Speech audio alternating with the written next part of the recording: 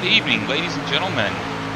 Very excited to be bringing to you tonight some Area 51 racing at iRacing Superspeedway. It's a brand new season, brand new car, and very excited to see what will be happening here tonight. I'm Carl Henderson, and I'm here with Matt Wagner in the booth with me. How you doing, Matt?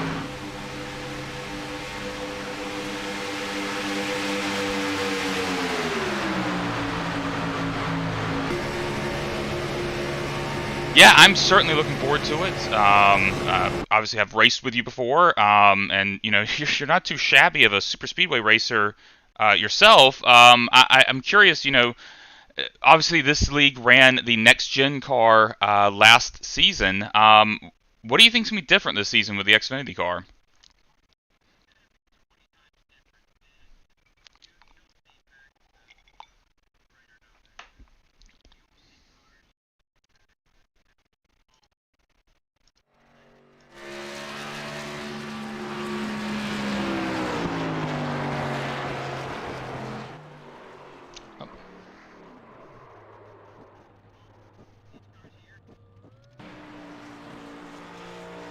Yeah, I have a limited amount of experience running these cars, and I know that they definitely handle different than the next gen car. One thing I heard from some people I was talking to pre-race is that this honestly might be a little bit tricky with some of the turns after the tires get a little warm. I think it depends on track temperature. But let's go ahead and bring up as we've got qualifying going on. Let's go ahead and bring up our leaderboard here. I have to apologize, everyone. It's been a few. Yeah, it's been a little while since I've last done this, so getting accustomed to it again here.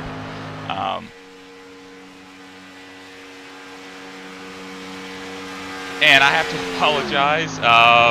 We didn't have Matt's audio there when I switched scenes. It didn't unmute you for some reason, so I apologize. Interesting. Just some things we have to work out there. I tested that 3-4 times beforehand, and didn't work. Yeah, we're up and running now. Apologize for that, everyone. But yeah, we're following Charles Johnson here as we're waiting for the first qualifying laps to be registered here. And I think this might be one of our first laps because I think he's already ran a full one. Yep, we've got our first laps coming through. Currently, Josh Hanner sitting at the top of the board. Richard Sanchez, Gary Jenkins, Charles Johnson up there as well.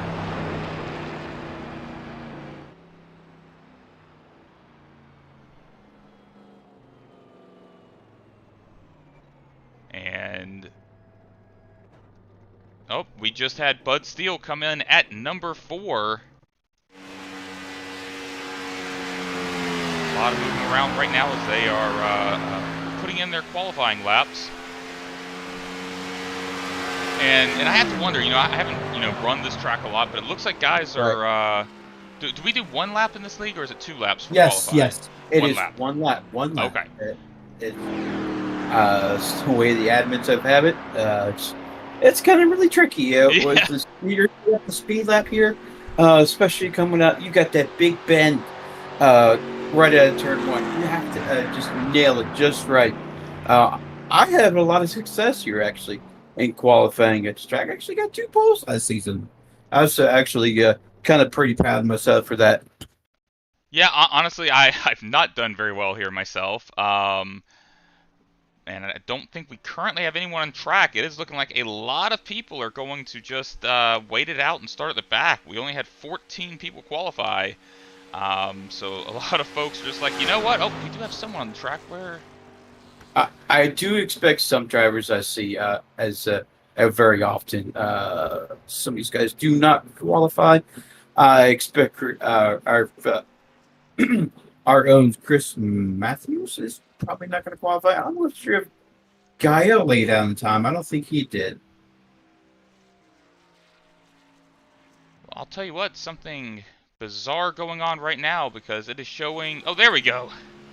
Just getting used to the new setup. This is a slightly different setup. But it was showing someone was on track, but it wasn't letting me switch to them. So here we've got David Bone or Bond? I'm gonna assume Bond. It's Bone. Oh, we'll go with Bone then. David Bone has laid down the 12th fastest time. And let's see here. I think. Oh, Dean Wilkinson just laid down the 7th best time. You know, I Oh. could be wrong because it could be because I'm used to the bowler Parker Bond. That could be Bond. I think you're right the first time. Well, I'm sure we'll get corrected at some point. Yeah, we got somebody new on top of the board is Yeah. Kevin Freeze with the 47.252. Yeah. And that should do it about qualifying there. All right. Well, how about we take a look at our grid? In first place, we have Kevin Freeze, and in second place, Josh Hanner. Third place, Richard Sanchez, and in fourth, Gary Jenkins. Fifth is Maurice Johnson, and in sixth, Bud Steele. Seventh is Austin Call, and in eighth, Dean Wilkinson. Ninth is Dude Conrad, and 10th, Charles Johnson. 11th, Eric Laurie, and 12th is Ryan Decker. I guess. Oh, go ahead. I guess you wanted me to carry on here. Yeah, you can go ahead and do that. Yeah, okay. Okay, Derek Buffo with the 13th, and Parker Bone carry out in 14th. William Bogart in 15th, Larry Fairman in 16th, Frank Ranger Jr. He must be new to the series. I've never seen him before. Starts out in 17th. Edwin Outlaw, a returning guy, up in 18th, and Brian Wang in 19th. Ignore that 20th place guy because he was just supposed to join the session. Paul Turner in 21st. Guy Brooks in 22nd. Christopher Matthews in 23rd. Robert D. Hooligan is in 24th. And 20. Am I reading this correctly? You said 24th? 25th is Rudy. I cannot pronounce that guy's last name. How about Doden? We'll go with Doden. Go ahead and carry out. 26th, we have Gary Winters, and in 27th, Bob Fitzgerald. 28th is Todd Siebels, and in 29th, Hondo Longmire. 30th is Jimmy Pyland, and in 31st, Brandon Briggs, and rounding out the field in 32nd, Thomas Vane. So we'll be getting ready to go here shortly as the drivers are all gridding up here. Rudy, if you go back and watch this broadcast, I don't want to shame anybody's name. That's kind of like my thing. Yeah, trust me. I in one of the other leagues I broadcast for, there was one person's last name that I was never able to get correct, so I just started calling them by their nickname because it just was not going to happen. All right, we've got cars rolling off here. Kevin Freese getting the cars going.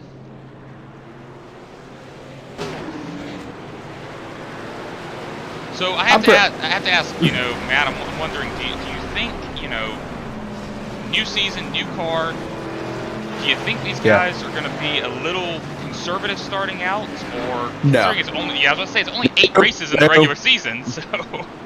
No. We'll certainly find out. I am, for one, very excited about what we're going to see here tonight. I love Superspeedway racing. Love calling them, and I'm very happy to have you in the booth here with me tonight. Oh, it's been my pleasure.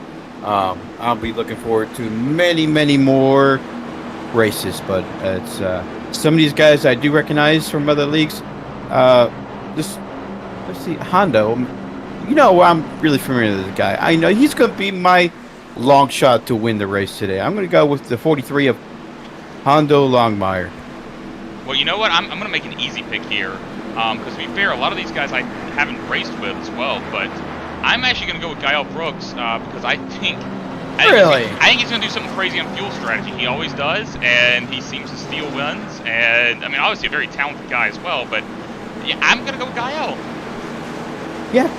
He's been cheering me on in my Saturday races here at the Super Speedways. But this time, this is a totally different ammo.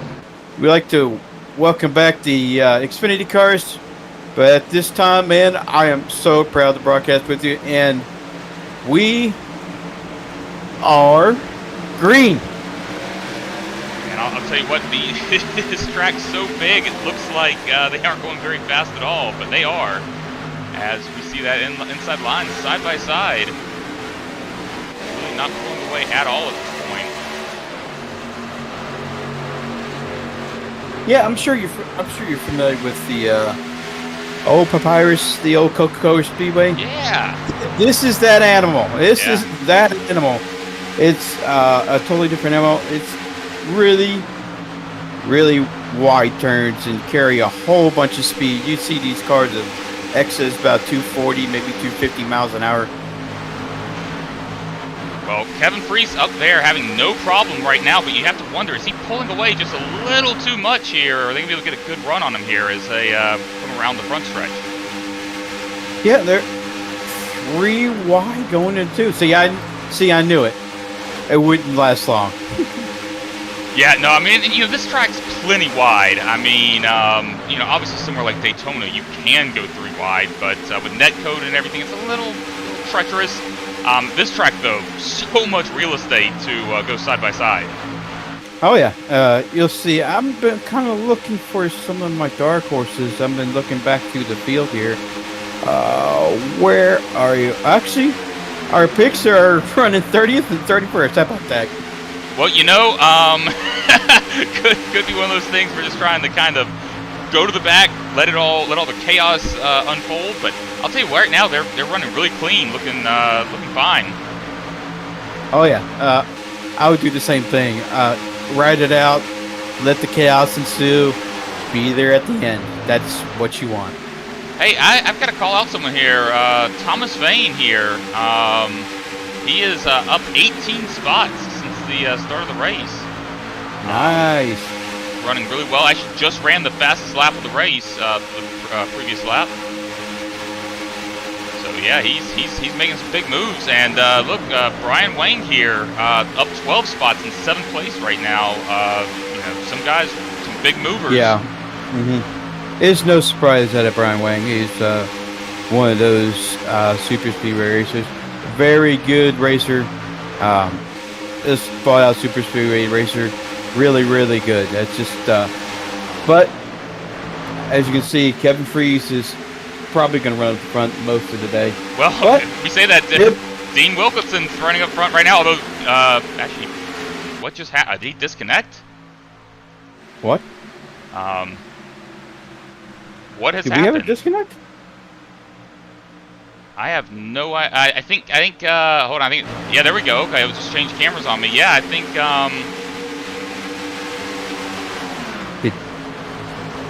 Dean dropped back quite a bit, but and we're under caution. We are under caution here. There was some weirdness there. I don't know if Dean blinked out for a minute and then realized he was blinking out and lifted. But yeah, let's go back and see if we can see what happened here. Looks like the 12 involved and some others. So let's see if we can take a look. Oh, Edmund Latlaw. Yeah.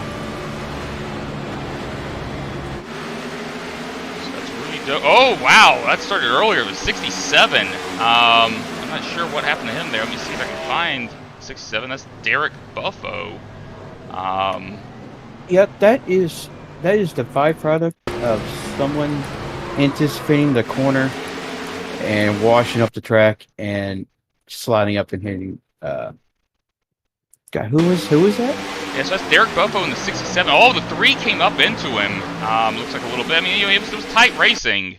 Let me take one more look at that. It looks like Thomas Payne washed up the track and got to 67. Yeah, that's exactly what looks like it happened. And then he went around and, oh, that was a hard hit right there.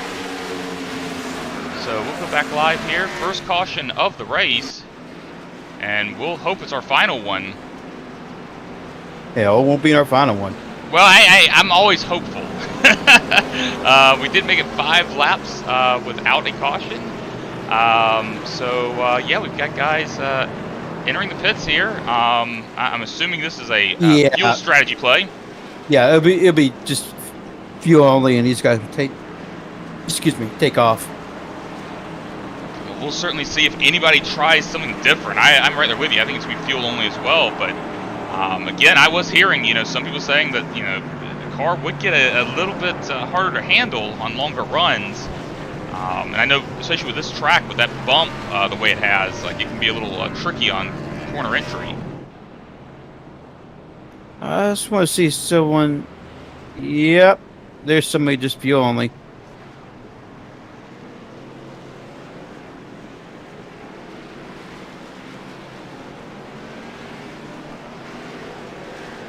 Yeah, it looks like we got several guys. It looks like Ryan Decker beats everybody off pit road. Am I correct on that one? Yeah, he certainly did. First out, but I'll tell you what, there were a lot of people who seem to have taken tires. I'm looking at it right now, and it looks like the top the top 8 took fuel. Past that, we may there's a few guys sprinkled in that took fuel only, but a lot of guys took all 4. It looks like.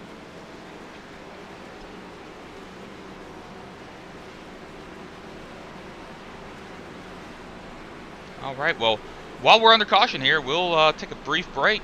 We'll be right back. Yep.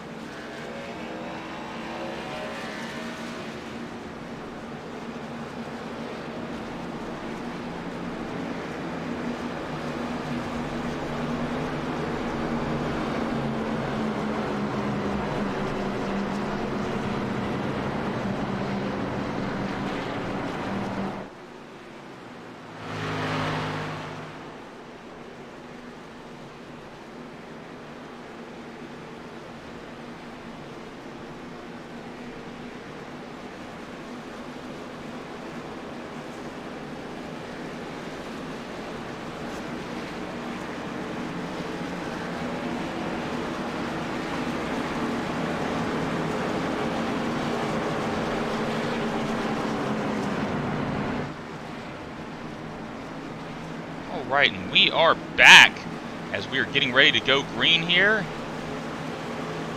And in previous broadcasts, I've gotten a lot of grief about this, but for this restart, I'm going to take a look at the blimp cam because I really like the view you can see as the guys pan out as a pace car pulls in. And we'll get going here. Ryan Decker leading them to green. We are off. See what once they get up to speed here, if anybody either line will be able to establish itself. As that outside line really doesn't have a whole lot of support. The field is separated out quite a bit. Yeah, Ryan Decker took fuel only. We'll see how that pans out for him. But as my experience, I think he'll be do just fine. I'll tell you what, I'm surprised at how that restart played out. There were huge gaps, and you get this outside line up here now that just has no momentum. As we see, Ryan Decker went up there. I'm not sure if he was going up there to block or not, but I'm not sure if it's the right call because he doesn't have much support. No. He knows, Ryan knows full well how good of a pusher Kevin Freeze is. And he'll go up there just for getting a push from Kevin Freeze. Oh, my God. I think we're going 3 wide here. It looks like, who is that? It looks like the 05 and 071 getting a push on the outside. Brian Wagon. It looks like Eric Laurie. It looks like Brian Wagon may go to the point here. Yeah, but they fell apart a little bit there. That you need to stay together. It looks like he's kind of trying to play both lines. Yeah. That was a little big moment by Thomas Fain there. Almost got on the outside wall there. He just a little bit careful there, buddy. Yeah, you know, and I mean, obviously trying to give plenty of room there, but as we see, Brian Wang there dropped to that middle line, the 071 out, hung up the drive. There's no way to leave your teammate. Yeah, those guys are teammates, just FYI. Well, you know, I've left plenty of teammates and hung them out to dry, so not a problem. Super Speedway Racing, you know, the allies, or who can help you now. I want to take a look here at Robert Hooligan, up 22 spots at the start of the race, running in third place right now, and he might be about to take over the lead.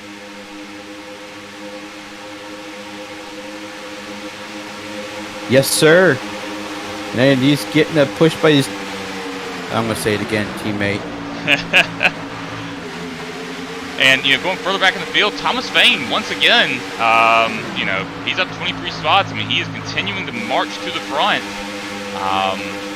So, again, big movers right now, but up front, Brian Wang still 18 spots, and we're kind of, that outside line doesn't look like it has a lot of support right now. It looks like people are kind of settling down a little bit.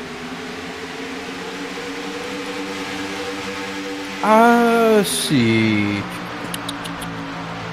Let's check on our own guy, Brooks, to see where he's at. Well, it looks like he is in the middle of the pack, running 16th position right now. On that inside line. So, obviously the inside you're not gonna be able to make a whole lot happen.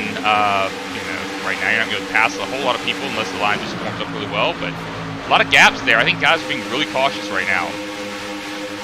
I really am digging that paint scheme. He's got to do me up Indy scheme. If you're listening to the broadcast after the race, I need an Indy scheme pronto. I'll tell you what, the Indy schemes are something else. Oh, got a little bit of trouble in the back. It looks like the 17 of Frank Ranger got in the outside wall there. Oh yeah, I didn't see that, but no caution, still keeping him straight. But he may lose the draft here. Yeah, that's unfortunate. No, Carl. It's like I said, for these next gen, if we were running this last season to this season, he would be long gone. But for this car, I have no idea. Well, just looking at the roll bar camera there, just from experience, I'm not sure there's much of a draft to have be held there. But we'll keep an eye on him. If he did lose a draft, the best thing you can do in that situation is just hang on and be hopeful.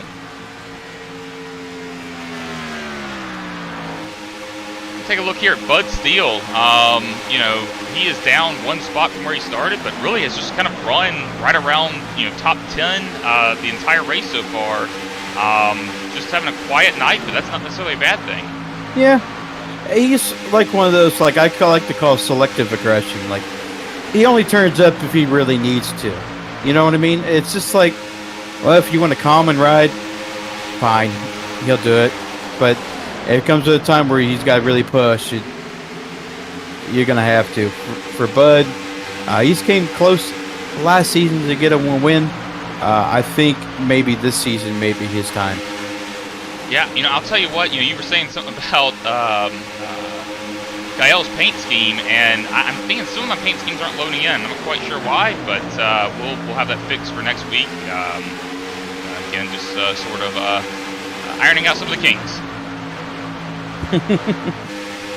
Hey, I'm gonna drop back here because I really like talking about big movers, and I'm gonna, especially at super speedways, I'm gonna talk about Jimmy Pyland right now, up 15 spots since the start of the race, running 15th. Looks like he's moving through the field. I'm not gonna say slowly, but pretty consistently. Well, for some certain drivers that were missing last season that are back this season, I would like to welcome back Charles Johnson. He was one of those drivers who tried to make a move to the outside. Looks like nobody went with him, and he's just sitting there hung out to dry. But he was an admin ownership for the longest time. Oh, we got a wreck in the back. Oh, we got a wreck in the back. No caution yet. No caution yet. Yep, there it is. Oh, looks like Gary Winters, guy I've raced with quite a bit over in AOLL. Let's take a look, see if we can see what happened here. Down the white, just on the roll bar camera for that. Got to fix that as well. rewind here. It looks like Gary got on the apron there. Oh yeah, just just hit, slammed in that apron. Yeah, that's not good. You know what I'd like to take a look at here, just to get a different perspective on it, is take a look from the 8 cars roll bar here, see what they were seeing. They were right behind it all. Oh yeah, just right there, boom. I mean, there's nothing you can do in that situation. Oh no, you're just along for the ride. So we are under caution for the second time. So what are you thinking? The guys who didn't do tires earlier, you thinking they're taking tires now? Nope, I wouldn't. That's just me. You know, I don't disagree with you there necessarily. So we'll see who's going to be a taker on pit road here. I mean, I think at least you're probably thinking about coming down for fuel at the very least. No, everybody's coming down. I guarantee you.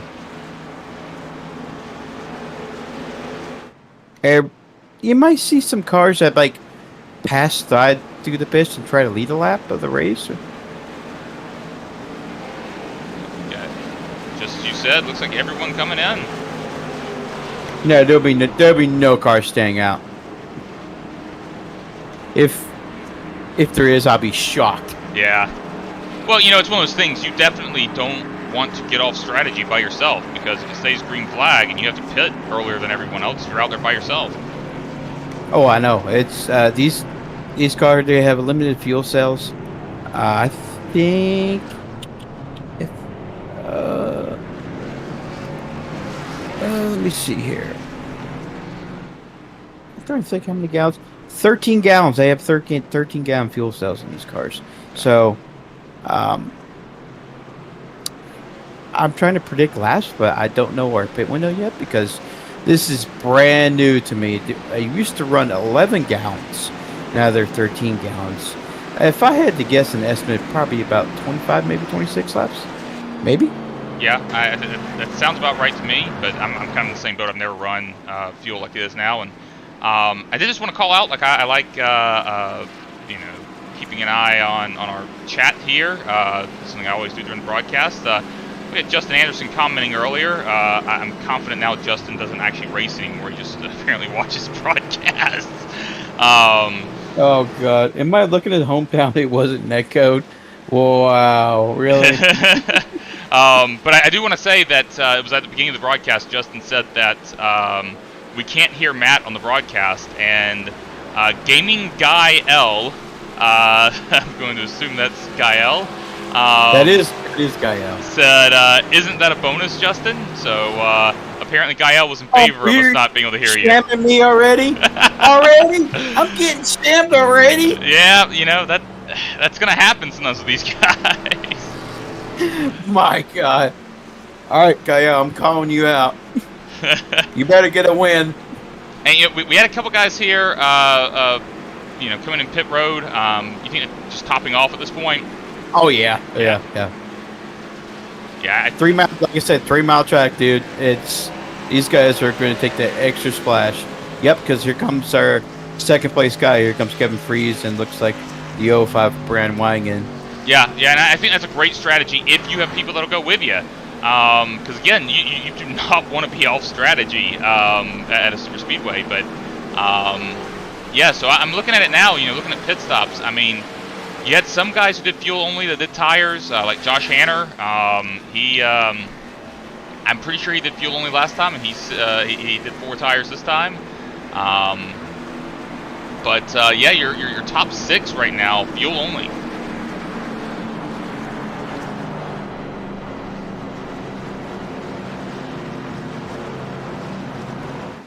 Lights on the pace car are off, so we'll be going green as soon as the field gets around this gigantic track. I had to go get some insider info. I had to go sneak in some of the little guys in the little Discord chat. 3 guys are telling me about maybe 22, maybe 23 laps on fuel. So I was a little close. Yeah. No, I mean, I think that's you know, close enough, you know, for our estimates here and for our purposes. So, yeah, I mean, I think what are we looking at then in terms of number of stops left? I guess it depends on the number of cautions we have.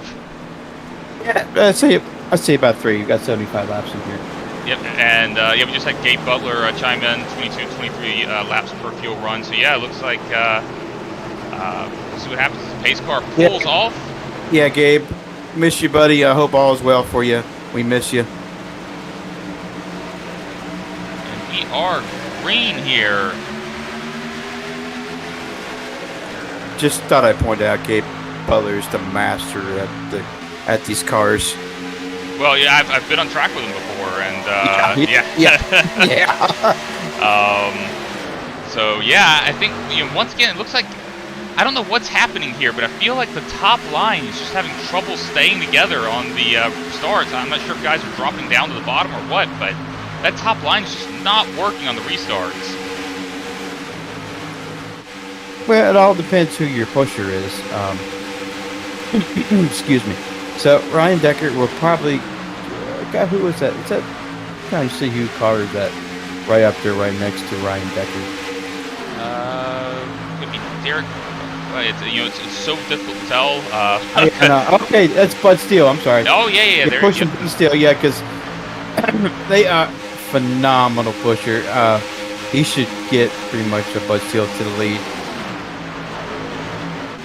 Yeah, Bud Steele sitting there, but again, I know the 2-car kind of tandem can work sometimes, but I feel like they really need a third person. As you see that car there. Look at the outside line. Look at that third lane. Yeah, third lane starting to form here. I felt like at the last restart, guys I felt like they were kind of being a little conservative, but now they are all out.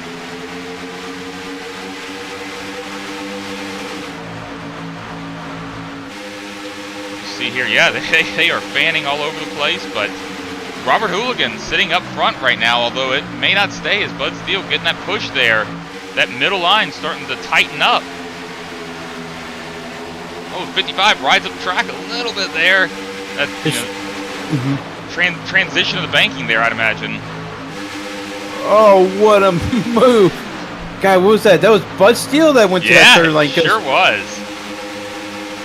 Yeah, Bud Steele now taking the lead of the race in dominating fashion. Oh, and he's taking Dean Wilkinson with him. Oh, we're wrecking. Wow. Huge one. That might be a little bit of net code. Yeah, that was something else right there. Let's see if we can take another look, see if we can see what happened here. And still going to... I don't know why it keeps doing the roll bar camera.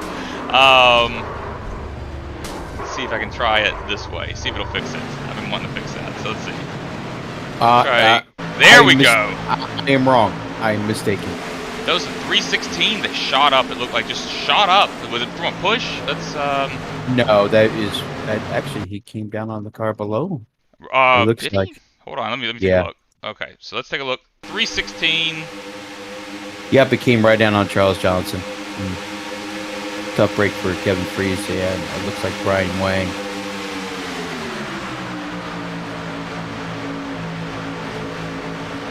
Yeah, at least from my perspective, it looked like he definitely came down. It looked like there was it didn't quite look like there was contact there. But it was close. See if we can I'm gonna do a chase camera. I don't normally do those, but I want to get a good look at this. Pause it for just a second and get our chase camera. Just take a look. I'm curious to see. Oh, actually, I'm on the wrong car. We'll get this figured out, folks. Let's go to that 316. So we've got him riding here in the middle. 316 Hooligan. Yeah. He definitely shot down. But big wreck there. Lots of guys involved. Lots of, the front runners involved in that. Yeah. It looks like Kevin got that iRacing glitch. I mean, you got the exit session, you got to come back in. That's unfortunate for him. Yeah, you hate seeing that, especially when you got someone that's been running.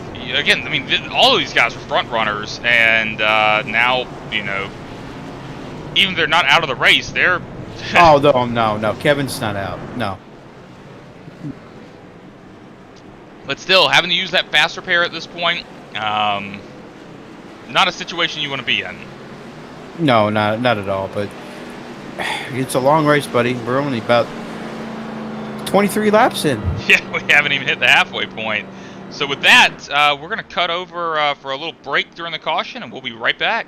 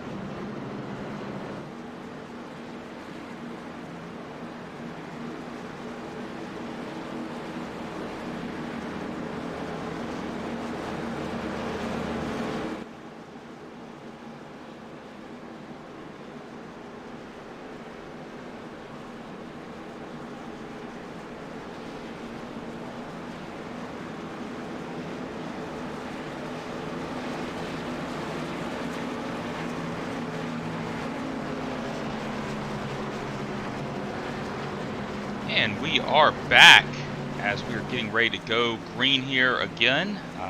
Lap 24 of 75.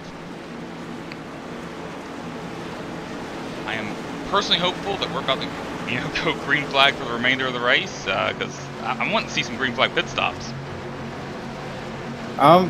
Usually in these type of cars at this racetrack is pretty known for little bugs and glitches. Hoping like iRacing will get some sorted out, but we are green. Yep, we're green. Charles Johnson there on the outside of Bud Steele. And once again, I mean, that outside line just, a little bit of a gap there. But the inside line didn't really form up like it had been in previous starts either, as Charles Johnson, I think, blinked there for a second. Look, our very own Josh Hanner up there in about, looks like the 4th spot. Yeah.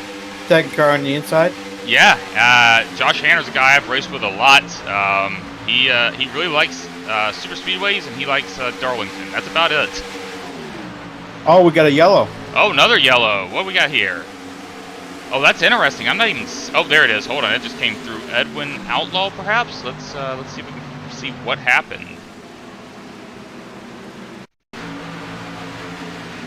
Oh, another one of those just down the apron and then comes back up and hit the 48. Oh, no. That's 48. Ryan Decker had been up front just a little bit ago. That's very unfortunate. We're just, I'm gonna take one more look at this. With slowed down just a hair.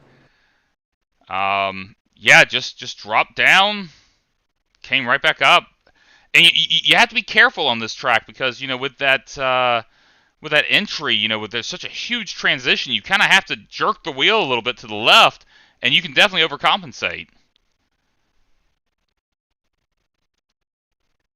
And I have to wonder. I mean, Ryan Decker, I feel like was he involved in that wreck earlier that took out a lot of the front runners? No, he was not. It Oh, looks like Ryan looked like he kind of unscathed on this one. I really see just a little bit of damage on the rear, but I think he's just fine. So he got lucky in that situation. well, I have to ask though. So he came through relatively unscathed. Let's say that he does have the fast repair. I mean, obviously he doesn't know how much damage he has. Do you take the fast repair in this situation with aero being so important, or do you just take the Oh no, chances? not where his car is. If you had to actually focus on his, it's his front end of his vehicle. Yes. You see relatively no damage on his front. That is the most important piece on this car. The rear is not really all that important, but the front is significantly important as far as engine damage goes, and et cetera, et cetera. You know what I mean? Sure, and I mean personally, if I didn't have any engine damage, I think I would just try to do it without the fast repair. Come in, see how long the repairs would be, and if I need to, I take the fast repair after that. But we'll see here really quickly right now. We'll find out if he's going to take that repair. We'll see if it suddenly gets fixed. It won't. You'll see it not. Yep, fixed. wisely does not. That is a heads up move right there to not take that fast repair and save it for later. I wouldn't be surprised if he sits there for a little while to try to get some of those repairs done with how big this track is, though. Oh yeah. I say he probably had maybe about 30 seconds worth of damage. Yeah, I think I'd agree with that. At most. Hey, I got to call out someone here. I've talked about him a few times, but Thomas Vane now running in second, up 30 spots since the top of the start of the race. Right behind him, Jimmy Pyland up 27 spots since the start of the race, running third. Yeah, those guys are relatively new for me. I'm not sure if they really came down pit road or not. No, they did not. They elected to stay out. Oh, yeah, sure enough. Several guys here. It looks like the top 6 did not pit, going back from William Bogart up. Josh Hanner, the first guy that did pit. So, yeah, that's interesting call there. Yeah, so this track, like I'm going to keep saying it again over and over again. This track is 3 miles in length. It's going to burn a lot of fuel. And missing pit entry and you get a chance to pit with the pack in case you do get a long green run, it's going to hurt you in the long run. So I would probably recommend coming down pit road and topping off that fuel tank. Hey, Matt, can you tell us one more time how long this track is? 3 miles! Well, we appreciate that. Our every 5-minute 3-mile reminder. Yeah. But yeah, I think look, if you'd been in a situation where you were the only person who pits, you'd be in trouble. But I'm not thinking we haven't really had a history of green flag runs, so this could be a pretty solid move for these guys that stayed out. It could be in the long run, but I really like where Josh Hanner's at. First guy off pit road here. I don't think he took tires, but he does have the most amount of fuel out of everybody here. He's sitting in a great position. Yeah, Hanner did not take tires, it looks like, but a lot of guys there didn't. But the only thing I'm saying with these guys that stayed out, it could be a situation where if we have another caution in 10 laps or something, the entire field's probably going to come in, and you come in with them, but you're at the top of the field now. So, but of course, if it stays green, then you could be in trouble. Yeah. Oh yeah. So it's all dependent here. You said we got a bunch of new drivers here, so I'm gonna get used to some of these guys here. We're gonna restart. We're gonna have 50 to go here. Yeah, a little less than 50.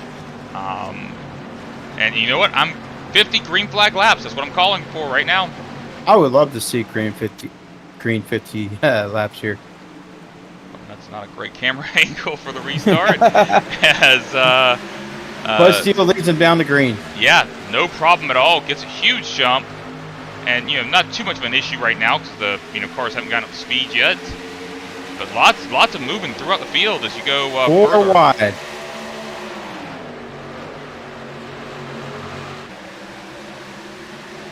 Yeah. That's the hornet's nest right there. Wow. Because we've got focusing on Austin Call right now, but further back behind them, Larry Fairman, Hondo Longmire, Bob Fitzgerald, like lots of guys jockeying for position right now. Oh, that car, that 08 ran up a little. Oh! Oh boy. We were focused right on him when it happened. Huge wreck. And we are under caution for our 5th time. Let's see if we can take a look, see what happened here. I know it started with the 08 because we were focused on him when it happened. Oh, that was after it already started. Let's see if we can go further back. So that is on Eric Laurie. Oh. Bob Fitzgerald just drops down, touches the 67, and then rides up the track. And there's not a whole lot any of those other guys could do. I mean, you could tell. I mean, they're slowing down, but man, that is a lot of cars, all the way back here. A lot of guys caught in this. Really unfortunate. Ryan Decker lost his front end, so he's going to have to take that front fast repair now, I would think. Yeah. It's, if I was front Decker, yeah. I'll be extremely frustrated. You got his damage repaired, and lo and behold, another accident. He's gonna have to take that fast repair. The car is completely destroyed. Yeah, you definitely can't run around here without a hood. So really tough break for him. Assuming he has not taken the fast repair, this is gonna have to be it, and hopefully he doesn't keep getting caught up in this. But I'm curious to see, it looks like Bud Steele and those guys that stayed out earlier, they are sticking to it at this point. Uh-oh, Ryan's engine just blew. Oh, no, that is extremely unfortunate. I'm trying to find him here. Oh, man, where did he go? I don't even see him. Oh, there he is. He'll make it in there. He's good. Yeah, he's probably clutching the hell out of it right now, and just drifting along, and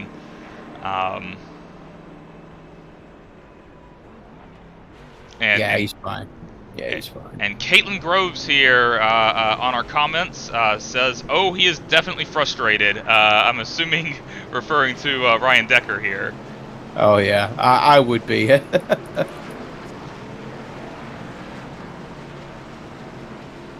And it definitely took his fast repair there, so he'll be in a fresh car there. But this is one of those things where cautions breed cautions. And the later we get in the race, the more cautions you have. There's a sense of desperation. Like, I'm not going to have a chance to actually race for this under green flag. I've got to get every position I can on the restart.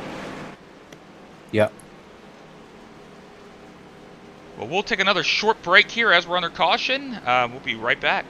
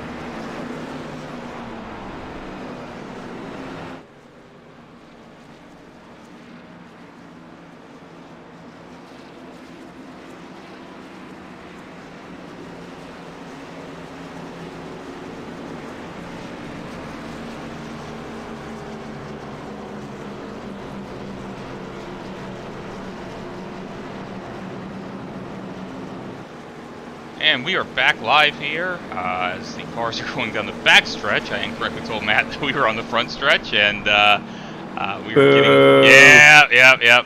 Well, I don't have access to the track map when, when I'm in the replay or the caution mode. Oh man, do I need to give you a track map?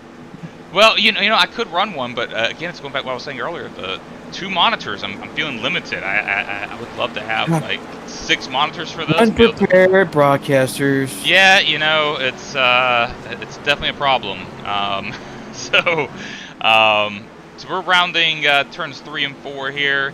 Pace car lights are off. Pace car will be pulling off here as they finish this 3-mile pace lap, caution lap. You had to burn me on that, didn't you? A little bit. Pace car pulls off here. And once again, Bud Seal's going to learn him to green. Yeah, Bud has been having no problem up front. You know, kind of took over first place. Just been hanging there. Chilling. Yeah, and once again, that inside line. Oh, I had to get the 3 car there of Thomas Fain, thinking about taking it 3 wide to take the lead, but wisely decides to dip back down to that inside line.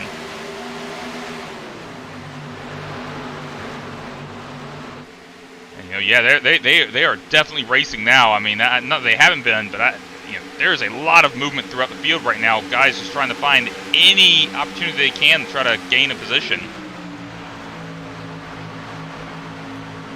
How my pick is doing now? Who was your pick again? It was Hondo. Hondo running in 8th. But hey, let's talk about my pick. Oh no. Kyle Brooks running in 6th. We got another caution. Oh! You had me looking at the standings and I missed the caution. So let's see. We can see what happened here. You can see a lot of smoke back there. I see Chris Matthews possibly. Let's take a look, see what happened. Oh, it already started at that point.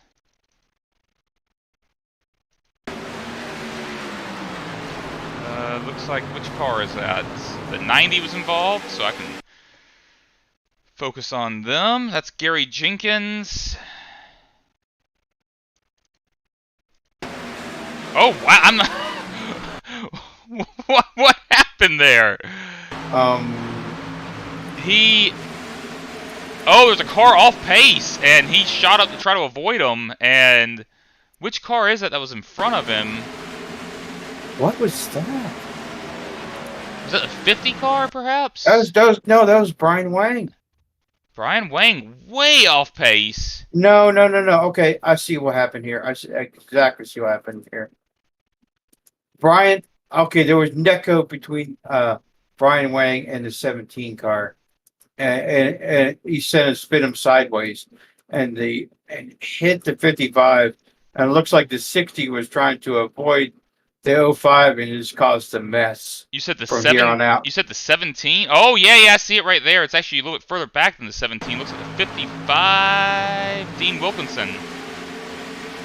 Perhaps. Let's see here if we can see another look. Oh yeah, it started before then. It was a 17. It just, wow, that happened a lot earlier than I expected. So 17 car there.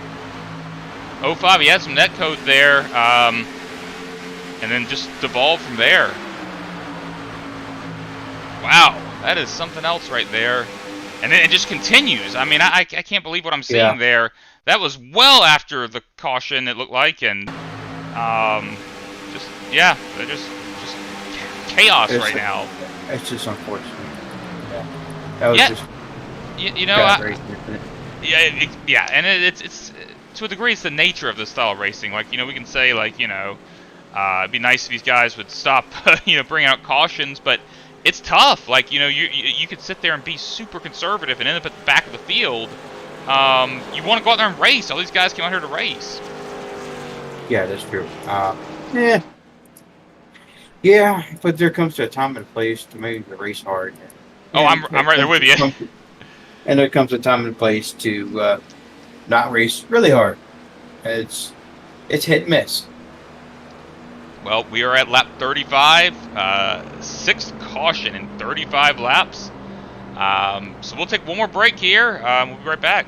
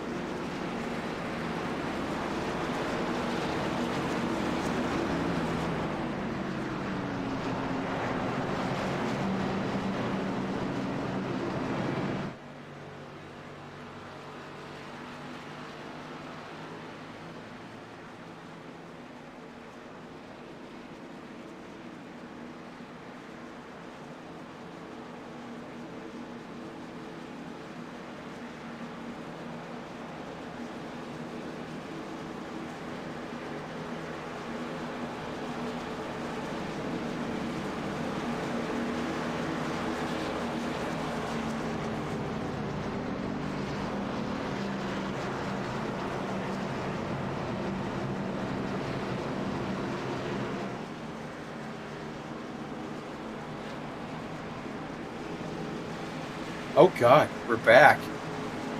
Yeah, we're back here as pace car is leading them down to a green here as we enter the front stretch. And I'm not even going to say how long of a green flag run we're going to have now because I've been wrong every single time. Well, your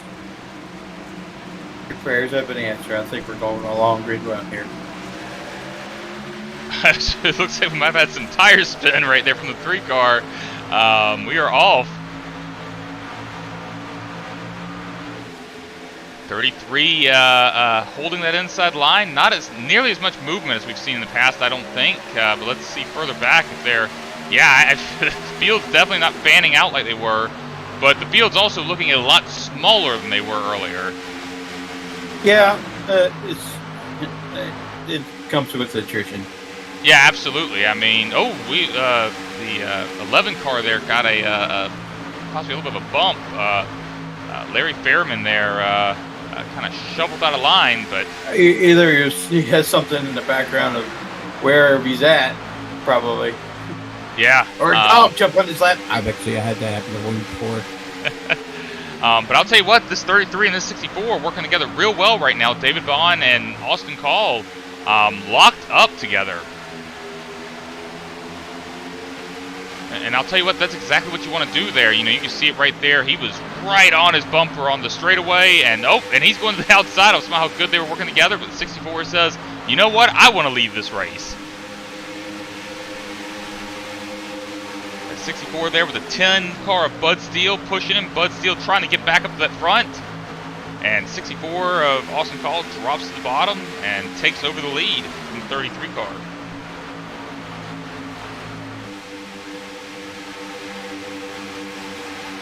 Go back a little bit further back in the field because I feel like we've been focusing on the leaders a lot. Let's take a look at Brandon Briggs here, up 23 spots since the start of the race. Haven't talked to him about him a lot, but running in 7th position right now. Usually he's relatively quiet and usually doesn't make a lot of noise until we get about to the end of the race here. Well, and honestly, a race like this with so many cautions, I think that's exactly what you want to do. You want to be, you want to have a quiet race. So we see some guys up front. I saw a lot of movement around. Not sure if Austin was blocking there or just shifting around trying to find his line, but has really the outside line just has no momentum right now as that inside line just pulling away.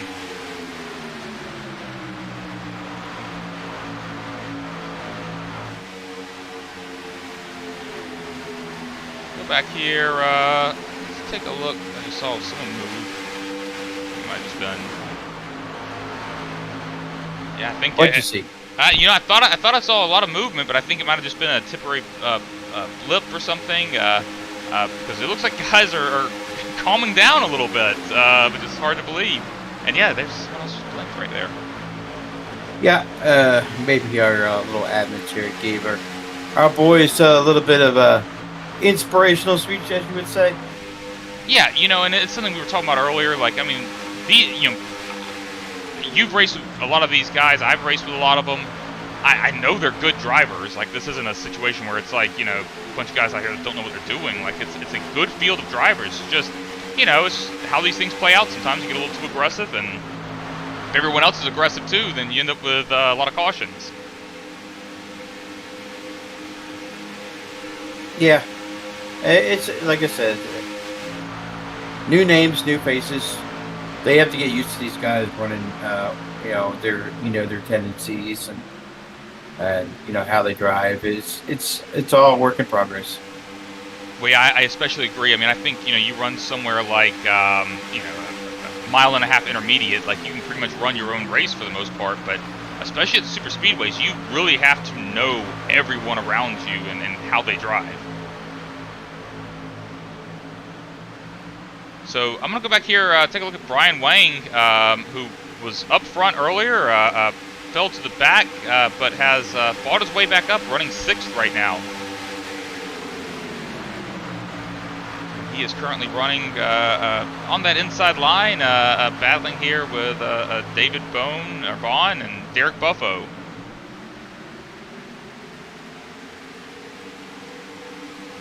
And your dark horse pick here, Hondo Longmire, running in 11th. Yeah, Yeah, Hondo, that's my boy. yeah, not. He's on that outside line right now in lost position, but we'll see what he can do here. See if he can make up any spots. He's just chilling.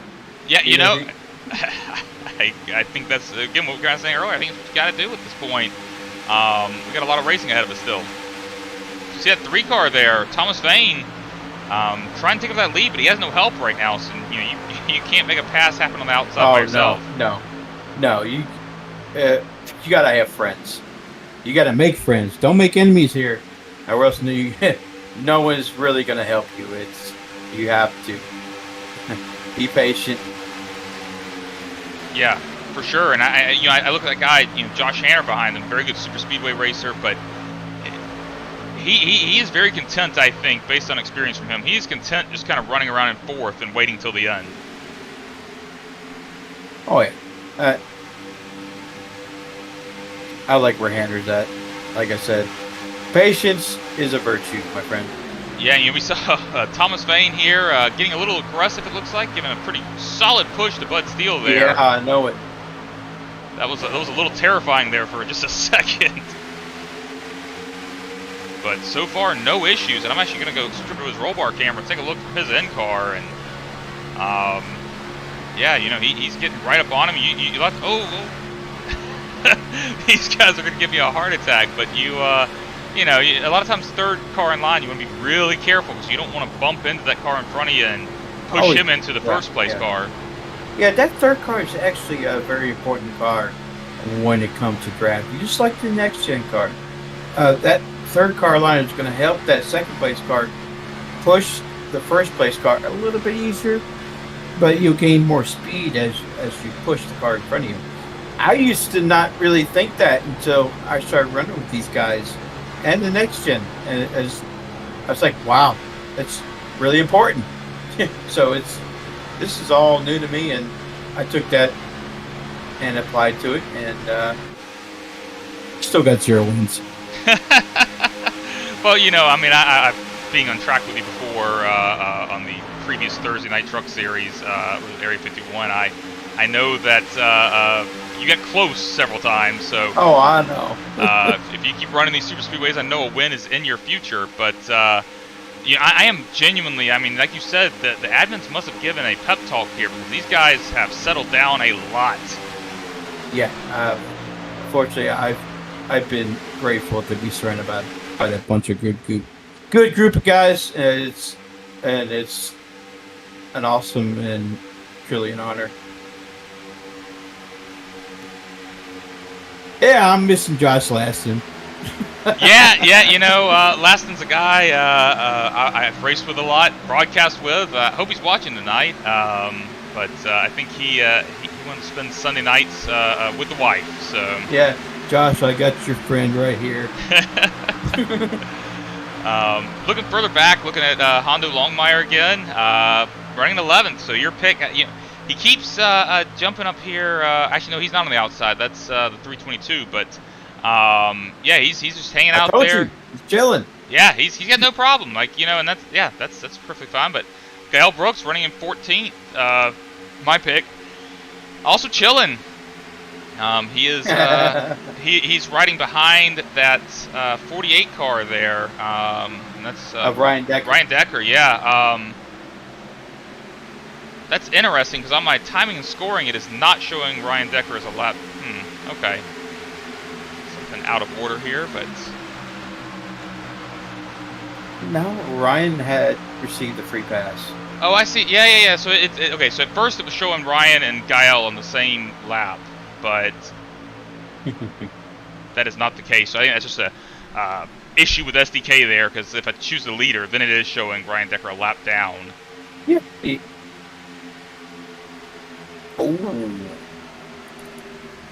Oh, we got a caution. Oh, caution. Oh, boy. Trying to find it here. Thomas Vane. That was our third place car. Let's see if we can see what happened. Yep. So there he is, 3 car. Josh Hanner goes to the inside. Oh. That's a tough one right there. I want to say that, Hanner had his nose there, but that Yeah, Hannah was there. Hanner was there. I don't know if I'd made that move at this time in the race, but yeah, Hanner definitely had his nose stuck in there, and the three car, I guess, just very good chance the three car spotter didn't even have a chance to say anything. It just happened so quickly and just went around. Hanner tried to go as far down as he could. That's really unfortunate there. You hate to see that. But it looks like, thankfully, not a whole lot of other guys get caught up in it.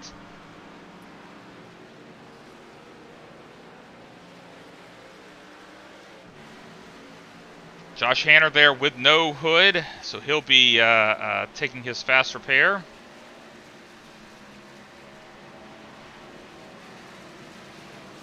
We'll see here, see who's going to come down pit road. Everybody. We said that earlier, though. But it looks like the 55 of Nee Wilkinson will receive the free pass here. Yeah, Dean Wilkinson will get his lap back, but so I have to ask him pit strategy. So we were talking about 22, 23 laps per fuel run. There's no way you can stretch it to the end of the race, right? Oh, 23, 50, 60, 70. Wow. Yeah, that's... yeah. Oh, God, now we got another... that's going to be extremely close. Yeah. Maybe. I don't know. It's depending how these guys feel safe. Yeah, and I have to think, because we did have a good green flag run there. We could have a green flag run to the end of the race. So if you're, obviously 22 to 23, that doesn't add up to 25, but we're under caution. They're able to save fuel right now. I imagine some guys at the back are probably going to come back in next time around, top off. But I will tell you what, I would not want to be the lead of the pack right now. I would want to be, running a little bit, running the draft. Yeah, right where my boy Hondo's at. It would not surprise me to see someone further back because, again, I do think you're going to see some guys come back in and top off. I can't imagine why you wouldn't if you're further, closer to the back. No. I would be coming down the next time around before we go green. That will be crucial. Yeah, absolutely. And especially if you consider green-white checkers, I mean, they've got to be considering, that possibility as well as Superspeedway race. Yeah. So you want to get every little bit of fuel you can, but, I don't think the entire field's going to do it, but I think some of the guys further back, we'll see here. Oh, I switch over to Larry Fairman, and he's driving through the grass. I wonder if something caused that. Rewinding here. Did he just get on the gas too early, or? Oh, no! Oh. I feel that. I feel that. Oh, and it's showing someone else crashed? I don't think someone else crashed. I think that was just a mistake on the scoring timing. Yeah, it's a byproduct of not taking tires. Yeah. Oh, man. All right, so we've got some guys definitely pitting in.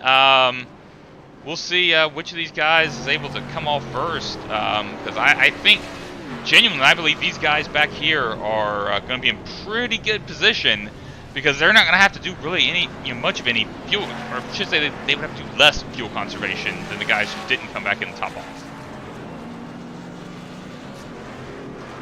We are at 24 to go right now. 22 to 23 laps per fuel run. Will be 23 to go when it's green. So we'll see how it plays out. That's, again, assuming we don't have another caution.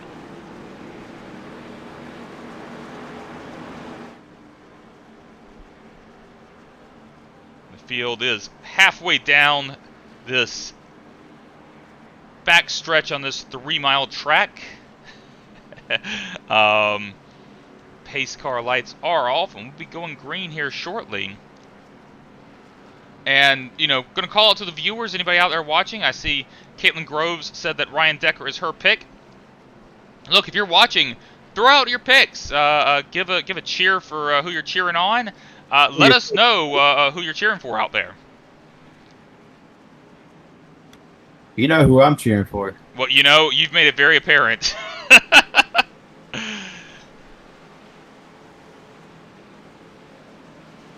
And the pace car will be pulling off here. And Austin Call will be bringing them down the green.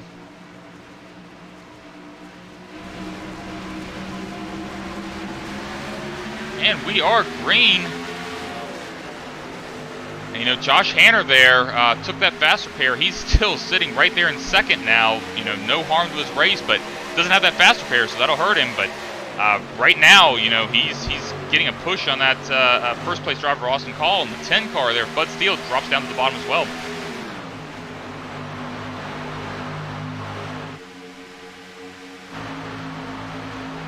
We've got a little bit of an outside line forming here. This is a little bit different than what we saw last time, where everyone, you know, kind of lined up in that bottom line. But, 322 kind of dipped down and shot back up, but no issue there. Yeah. Yep, that's just the byproduct of these turns, man. You got to anticipate these corners because, as we saw earlier before, it will cause accidents, and prefer not to see anymore. Yeah, because I want to see this thing go to the end. Yeah, I would too. I love fuel strategy races. They're really exciting. So we'll see what happens. I'm gonna go back here and take a look. Of those guys who came in and topped off, David Bond sitting in front of them in 12th place. So the 33 car there, he's in pretty good shape if the guys up front run out of fuel. Yeah, I really like where my pick is at right now. Same deal, just chilling. Yeah, you know, I think that is a perfect spot to be in. You know, you're at near the back of a single line. Nobody on your outside stealing any of that momentum away. He's probably running, you know, probably 3/4 throttle at times. Yeah. Wow, it's going to be close. It's going to be super close. You know, this is one of those moments I wish that you know, we were like a. You could wish them. Well, look at their fuel gauge. You know. Yeah, you know. Or like if you know, if we were set up, I think if we were set up as crew chiefs for one of the drivers, we'd be able to see their fuel numbers. But I wish we could just iRacing, you know, should expose this stuff to us so that we can see. Yeah, but I think you do it for competition purposes. Oh yeah, for sure. Because I can say from experience that a lot of these guys driving do listen to the broadcast as well. That is true. So yeah, let's go back up here to the leader.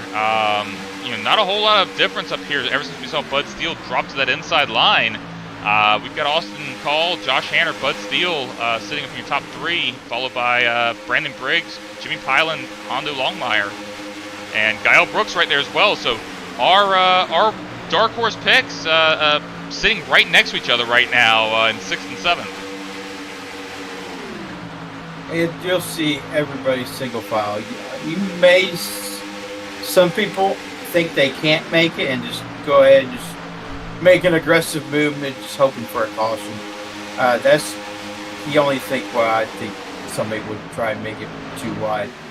Yeah, I have to agree with you there. I think we're going to see some patience, but I think that if you're going to see some aggression, I think you're going to see it first, either from the guys, like you said, that don't think they'll be able to make it, and then I think you'll see those cars that pitted on lap 51. I think you'll see them make a move a little bit earlier. Oh, a little bit of bobble. What is that, the 36 down there? 36 of Jimmy Pilen, a little bit of bobble, but no issues. And hey, we just had a message from Jamie Call, said that Aaron's Dream Machine is pretty stout, but they're a little biased. So Yeah, I have to agree. I think Austin Call up there has just been having no issues so far since he's gotten to the front. Josh Hanner giving him a nice little shove there on the backstretch. Who was that chimed in? That was Jamie Call. Oh, family member of some Yeah, sort? I would assume so. Yeah, we're still, as you predicted, single file. I mean, I keep seeing the 36 here kind of peek their nose out, and I'm not sure why. I don't know if, they're really not that close, so I don't think they're trying to, they're not worried about engine temps or anything. Austin's kind of like a little meat in the sandwich here. He's like the guinea pig right now. Burning a bunch of fuel. Right now for him in this situation, see, I don't know the fuel numbers right now. I don't know how close they are. So if I was him, I'd probably drop to the back. But that's just me. Yeah, I think, if you were in first, I think you have to make a choice pretty quickly. Do you try to give up the lead, or do you just go for it? Because if you stay up front, you're not likely to make it on fuel. Oh, no. But I think at that point, you're just kind of hoping for a caution. I think that's why Hender's giving him a nice little big fat push down the front straightaway, so he would run out of the field, kind of force his hand a little bit, as you would say. Well, and that also could be a situation where Austin there could be lifting a little bit. He's trying to save a little bit as well, and that's what's enabling Hanner to get. Breaking news: 64 is pitting this time, so we do have some drivers that think they can't make it are going to come down pit road here. Well, that's definitely interesting. We'll have to see if anyone thinks they can stretch it at that point. Well, it looks like Buzz Steele's going to come down with yep. him. So we finally got our green flag pit stops here. But as much as he's smoking those tires there, I have to wonder if maybe a little bit of speeding. We'll have to see. I really don't know if these guys can make it or not. It's really, really. Wow. I'm intrigued. I'll tell you what. Now. The fear I would have right now if I'm Austin Call, Bud Steele, it's just two of them that pitted right there. Just two. And oh wow, we are racing up here again. So suddenly, I guess someone decided to go for it. Hey, look who's leading the race. I don't want him to lead right now. I want him to lead at the end. Well, you got to be wondering if perhaps everyone's just kind of decided, we're not going to be able to make it. I think someone's going to try to make it regardless. But hey, look who's leading now. Kyle Brooks. Wow. Amazing. Yeah, so we've got a race going on right now, and lots of storylines happening. I genuinely don't know how this is going to play out. Yeah, I know. So I guess some of these guys either staying in the back right now or trying to play the fuel game. I think Gael kind of like flipped the switches, like saying like, all right, I don't think we can make it now. And right now he's kind of forcing the issue here. Yeah, I mean, I think, if one of the things you can do in this kind of situation, if you realize, like, hey, I'm not going to make it on fuel, and I don't think these other guys are going to make it out either, you go ahead and take advantage of the fact that they're running slow around the track and just try to gain some positions. I guess some very bad news. What's that? Austin Call that came down pit road. With the speeding? Leading the race. He got nabbed for speeding on pit road. Well, we called it, those smoking tires. I had a feeling, but that's a bummer there. You hate seeing that when you have a leader that gets penalized, but that's how they go sometimes. Yep, I've been there many times, brother. It's sick feeling. Oh, we got a yellow. Yeah, here. yellow's out. I was trying to find where it happened. I saw some guys went off track. Let's go here, see if we can see the start of it. It looks. Oh wow, was that the 12 car? It looked like he was off pace. Rewind that. That was poor Ryan Decker again. Just awful luck today. So there's that 12 car just sitting there, and it just got clipped by the 11. It definitely looked like they were off pace. Didn't they look like they were off pace to you? Oh yeah, they were definitely off pace because they were getting lapped. So that was Edwin Outlaw there. It's kind of running up there. And the entire field's just gonna, come up on him, and he didn't really choose a line. He kind of ran in the middle, and that was well, that was something. that was pretty bad. Caitlin Groves over chat says that they need some soundproof walls for Decker at this point. I can imagine. I've had my fair share of screaming at the computer with these kind of races. Really tough break for Ryan. Obviously has used his fast repair, does not have a front end. You know, if I'm him, I'm still out there trying to get every lap in I can, because you never know who might wreck out and quit. But as expected, everybody coming in here to pit. But I say as expected, I'm a little surprised someone didn't try to stay out, because with this caution laps, I think you might be good on fuel. But I guess if you take the fuel now, you don't have to worry about it.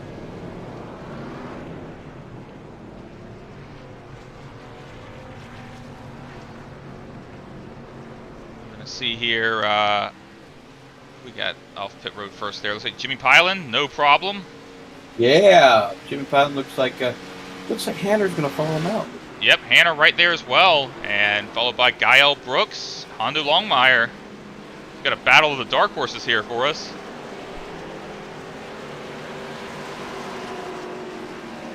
Dean Wilkinson, Larry Fairman, David Bond. Brandon Briggs, probably taking the free pass, I'm guessing.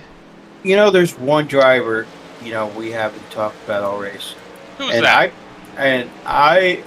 He is kind of like one of those drivers that you really don't see him toward the end of the race, and that's the 45 of Todd Siebels. We have not talked a lick about him. Yeah, all race long. Well, and that's a lot of times a very good thing. He was quiet.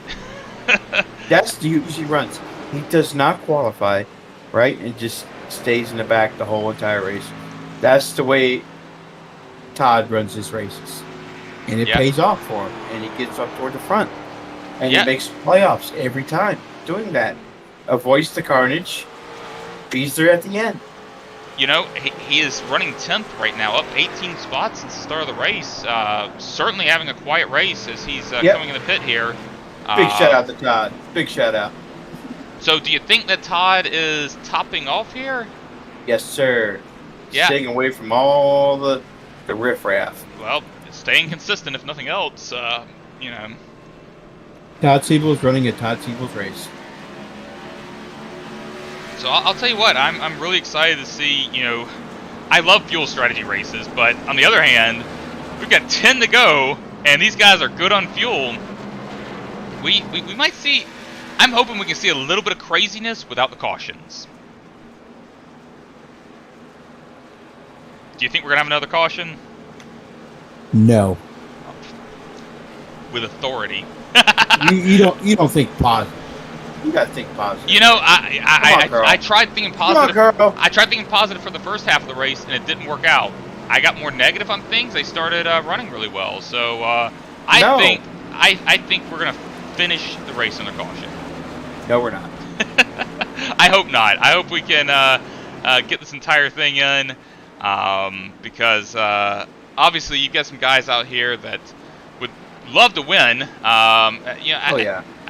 Honestly, looking through these names, I mean, these certainly aren't the favorites I would have said coming in. A lot of these guys that are running up front. Yeah. Well, it looks like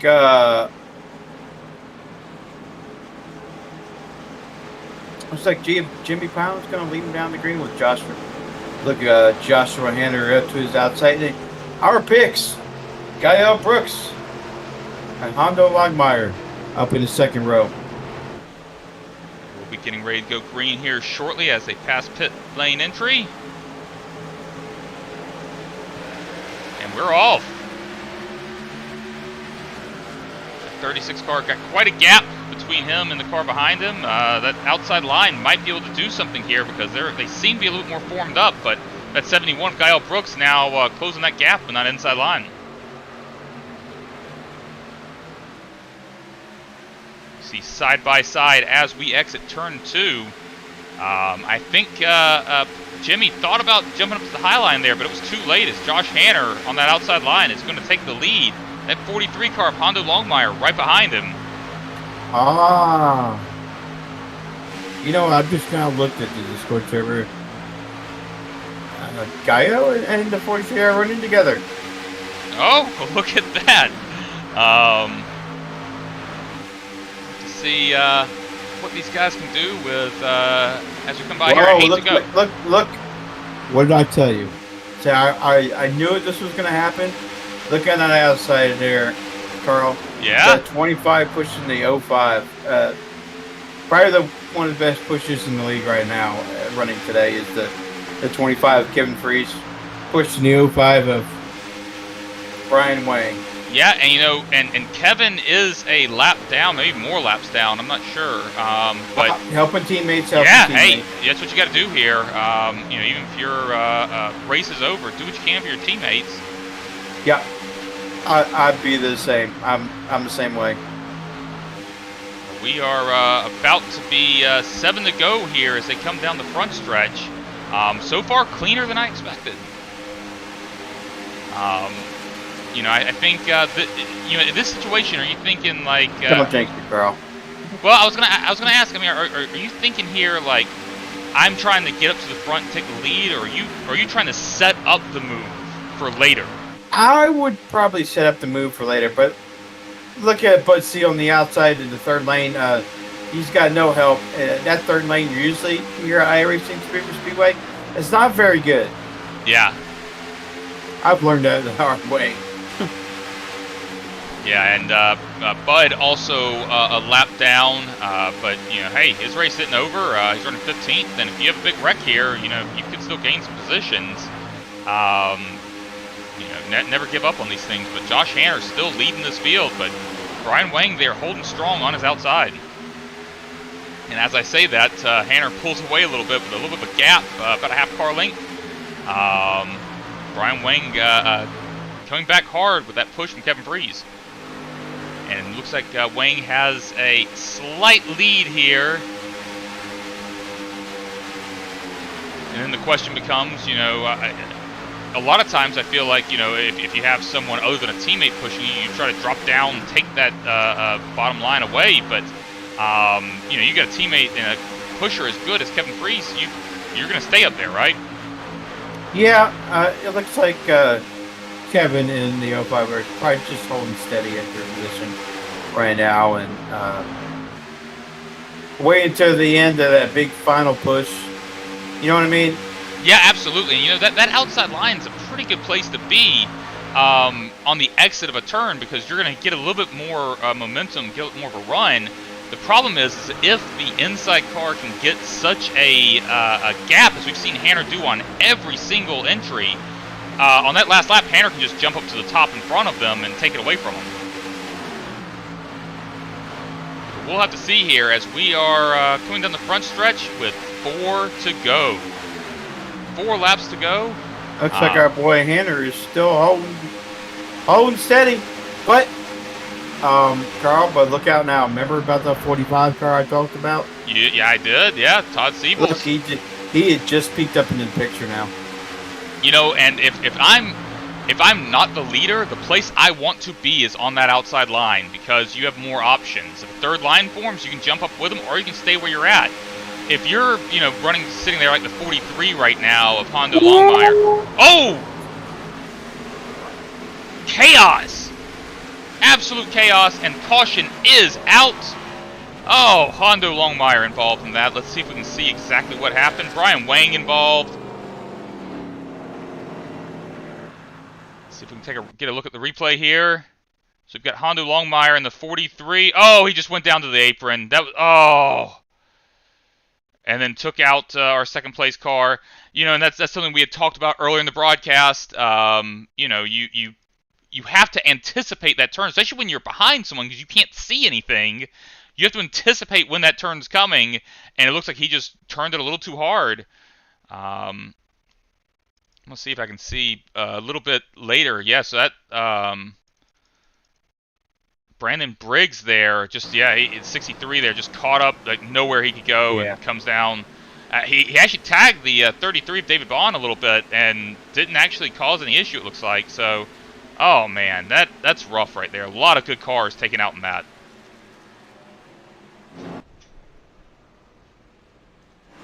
All right, so I have to ask, you ain't pitting now, right?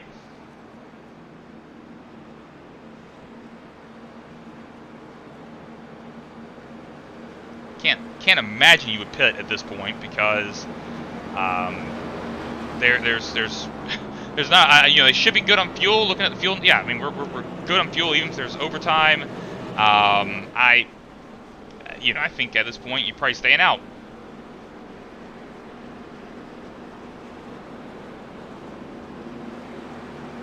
So Josh Hanner, our leader. Jimmy Pylan running in second. Guile Brooks in third. Fourth is David Vaughn. Fifth is Maurice Johnson. Sixth, Larry Fairman. Seventh, Austin Call. Eighth, Hondo Longmire. Ninth is Richard Sanchez. And 10th, William Bogarten.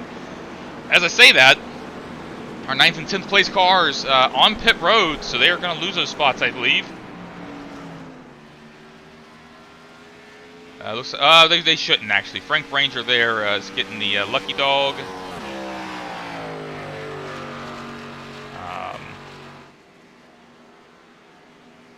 So we'll have to wait and see what happens here.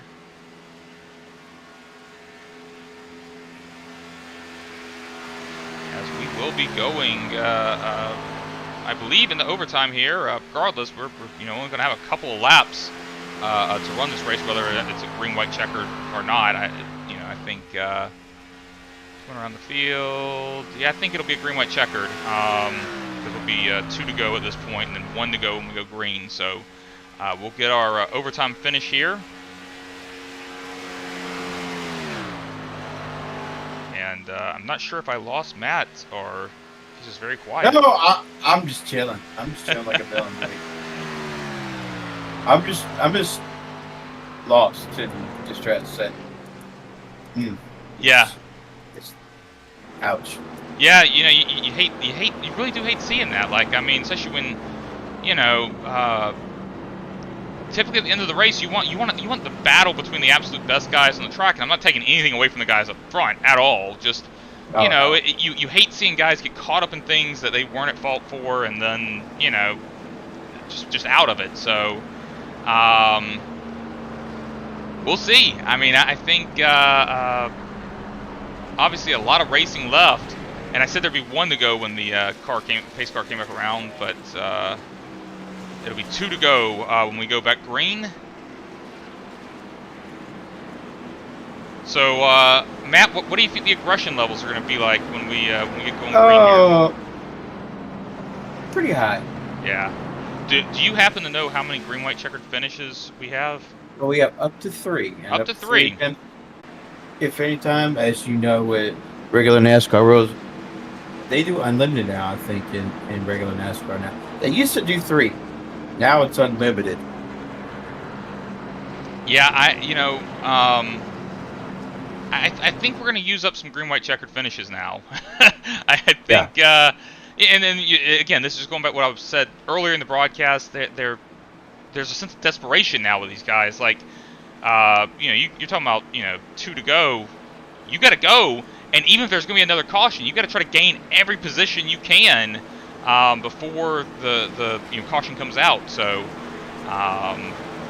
man, I'm hoping we can stay green to the finish, but I'm not confident in that. I think you're going to see some real aggression here.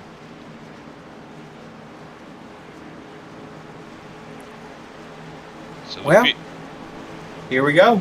Yep, field here rounding out of turn 4, and pace car will pull off here shortly, and we will have 2 to go as Josh Hanner leads the field to green. Oh, by the way, guess who's pushing him? Yeah, you look at that. Gael Brooks right there as well. So we got that 36 there of Jimmy Pyland on the outside, and the 33 just kind of drops down, and 36 blinking a little bit, which honestly can be super challenging at a plate race like this when you have someone flashing. But hey, look at that. This inside line's just formed up, and really no outside line to speak of. That might be what gets us to the point of perhaps finishing this thing, at least not going to another overtime, if we can just get to the white flag. But no, look out now. Look at that second lane trying to form. Yeah, they're flirting with it right now. Jimmy Pyland, who started second, thought about going up there a little bit with Austin Call, and Austin Call now up there. And we have the white flag is out. Next flag will end the race. Well, remember Austin Cole had that little pit road speeding penalty? Yeah. Yeah, he's right back in it now. He sure is. And, that's one thing the benefit of the cautions will get you. But, if you're Gael Brooks, if you're David Vaughn right now, David Vaughn going to the outside here. Yep. He's got to move up. Nope. Looks like they're going to take it 3 wide right in front of David Vaughn there. And it looks like Henner's. I don't think Henner's going to have any challengers here, but. Yeah, it looks like he is not having much of an issue here. Gael Brooks just kind of hanging out behind him. I think Gael's going to be happy with a second place finish. And it looks like Joshua Henner is going to take. No, am I right? Yeah, that's saying checker flag. Checker flag is out. Oh, Josh Henner wins the race because Gael was making that move at the last minute. Gael was just showing him that if he wanted to, he could have. Yeah, he could have. So let's take a look at our full results here. Nice job. All right, that is not correct. Why is that doing the qualifying setup? So that's little things we got to work out here. All right, here are our race results. In first, Josh Hanner, and in second, Gael Brooks. Third is David Vaughn, and in fourth, Maurice Johnson. Fifth is Jimmy Pyland, and in sixth, Austin Call. Seventh, William Bogart. Eighth, Larry Fairman. Ninth is Frank Ranger Jr., and in 10th, Hondo Longmire. So how about we go ahead and pull up our some of these guys here? Yeah, let's pull up our third place. We got him here. David Vaughn. Is he? Let's see if he's into this quick. Let's check it out. Oh, yeah, he is. I see him. Hang on just a minute. See if I can find him here. I'll go ahead and let you have it. Hey, David, this is Matt and Carl up in the booth. Get a copy? I do. How are you? Good, man. Probably not doing as well as you. Third place finish tonight. Tell us about the finish of that race because, obviously a little bit of a shootout there. Yeah, it was basically just trying to survive to the end, and then on the end, just try to figure out which run had the best. I saw the run coming on the top, and I didn't want to push those guys up into the wall, so I had to just kind of regroup. But third is very good for the way the night went. So I have to ask, you said third's pretty good. Certainly is. I mean, you're up 11 spots from where you started, but were you considering making any other move there at the end, or were you just going to kind of sit there and say, hey, I'll take a third? No, it's just the way the momentum moves and everything. And I started on the outside, and the guy in front of me really didn't get a good start. So I just kind of focused on Gael. And then once we got a little separation, I was just trying to plan the run. And then everybody came, so you just kind of had to go. So I was able to regroup there on the bottom line and get past a couple of guys to the line. So, go ahead, Matt. So David, this is probably your first time you're running in this series. I can't remember any. What's it like running with those Bootnacker boys? I know they're all with really good communication with each other. And tell me, what's it like to run with Kevin and Brian Wang there? Having great teammates. It makes a big difference. They just teach you a lot. I mean, all of them. and they always have. Is I appreciate them letting me run with them and try to learn as much as you can. But just the way they approach the race is just totally different than most teams, and you can just learn a lot. Oh, them guys are like the cream of the crop of this league, and there's a lot you can learn. And 100%, I'm really grateful that you got a third place finish here. Any thanks and shout outs for you? No, I just again thank the boot knockers and Kevin and Brian and Gabe, when he's running, and everybody just for letting me run with them, and then for Gael for putting the league on. I appreciate y'all giving us a place to run and everything. So just thanks. All right, David. Congratulations on that third place finish here tonight. We're looking forward to see you next week. All right, thank you very much. Y'all have a good evening. You too, buddy. All right. All right, Carl. Let's bring this. God, do we have to bring this guy in here? He was my winner pick, and Yeah. let's go ahead and bring him in. Hi, Oh, Gael. Going. So I don't know if you watched any of the early broadcasts, but you were my winner pick. Oh well, if he told me, I would have tried to go after your teammate there. I was trying to be the nice second fiddle. I was like, I think Carl's gonna want to do an interview with his teammate Hanner there, so I was like, I'll just stay locked on to him. But no, I was keeping an eye in the mirror. I was watching the momentum shifts, and I saw for a moment the outside line started to really form. So I was like, hey, I'm just gonna stay locked on to you. I don't want to risk anything. So hindsight, probably could have tried to make a last ditch move, but.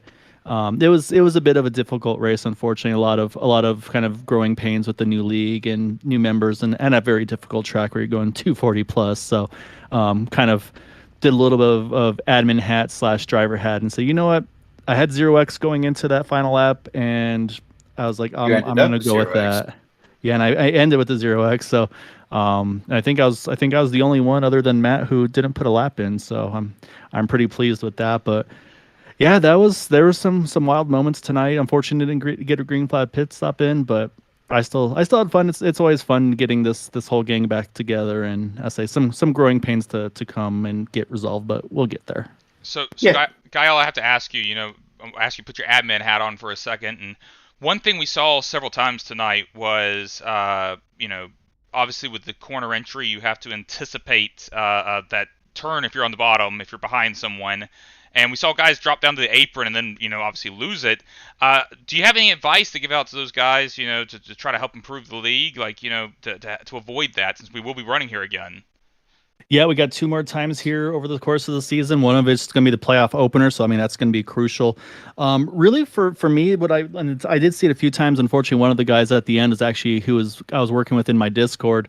It's just, yeah, you just kind of have to give yourself a little bit of kind of viewing angle. Like I was actually talking to Hanner there at the end and said, hey, just run like half a groove off the bottom so I can still spot the entry even if I'm tucked up onto you.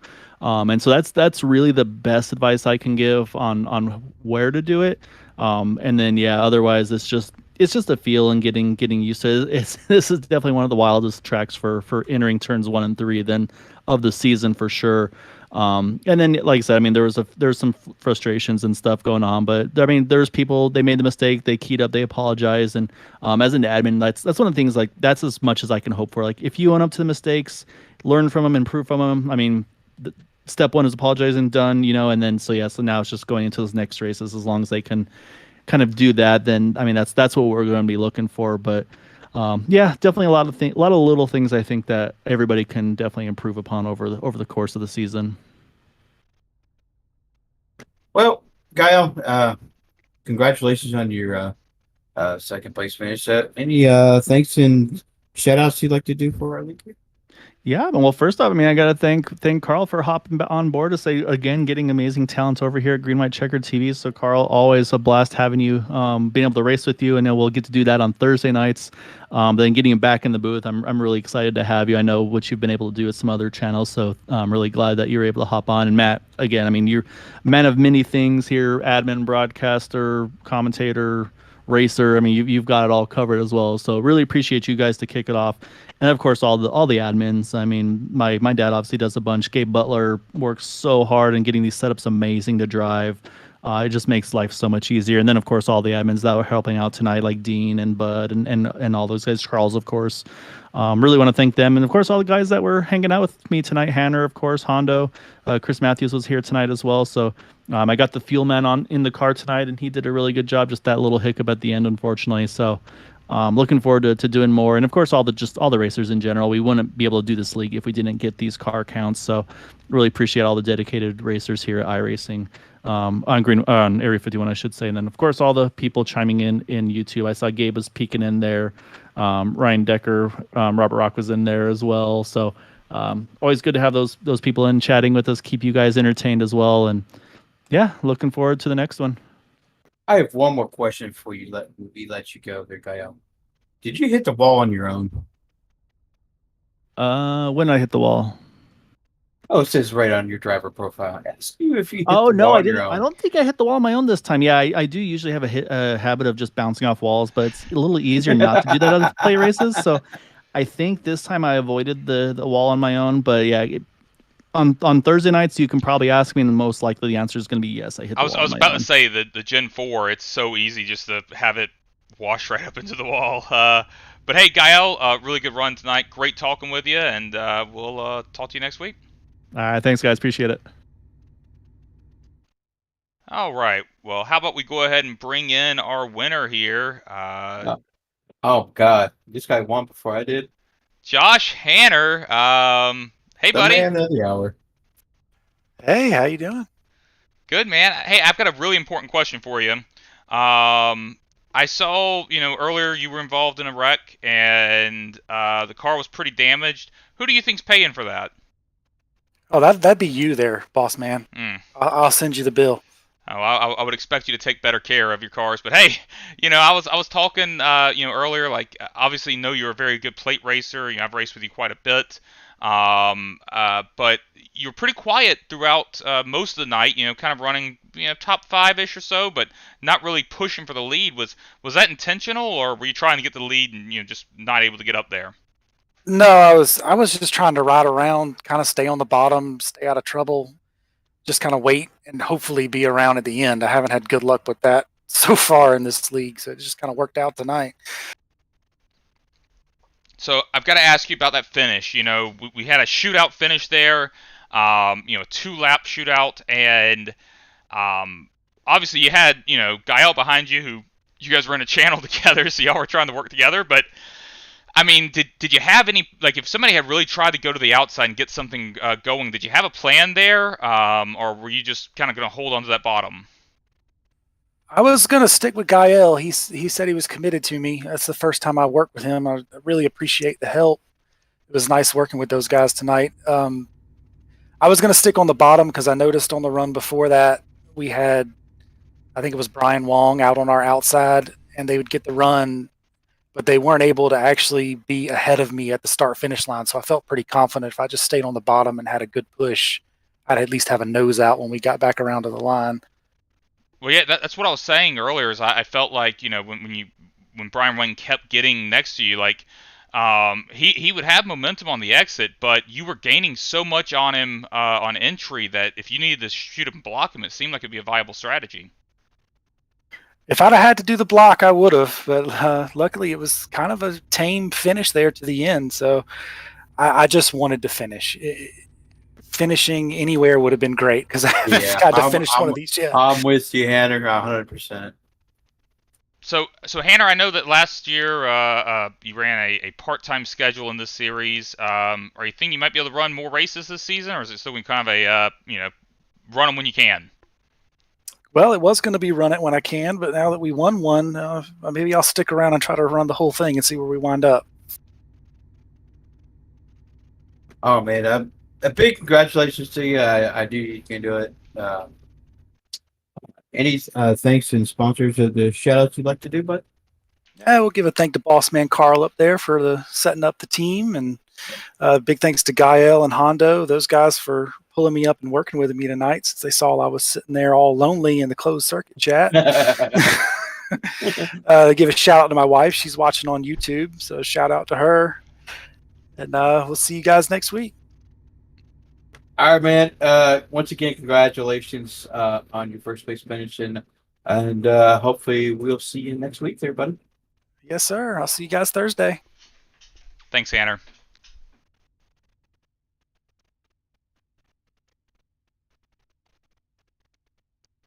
All right. Well, that's going to wrap up our broadcast here. And next week we'll be going to Daytona, I believe.